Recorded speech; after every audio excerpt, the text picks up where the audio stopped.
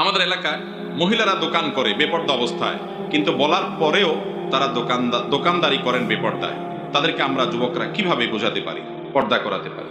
এখন আমরা মহিলাদেরকে অধিকার দেওয়ার নাম দিয়ে বলতেছি যে তোমরা বাসায় বসে থাকবে, কেমন কথা, জগৎটাতে দেখবা না, একটু বাইর হও, দোকানদারি করো, হ্যাঁ, খেতে কাজ করো, বিভিন্ন জায়গায় কাজ করো।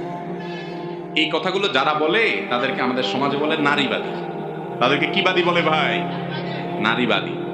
নারীবাদীরা প্রমাণ করার চেষ্টা করে, দাবি করার চেষ্টা করে, বোঝানোর চেষ্টা করে আমরা নারীর মুক্তির জন্য এসেছি, ইসলাম নারীকে বোরকার মধ্যে ঢুকে ফেলছে, হাই হারি কত কষ্ট হয়ে যাচ্ছে, বাইর করো। কারণ শিয়াল মুরগির স্বাধীনতা চায়।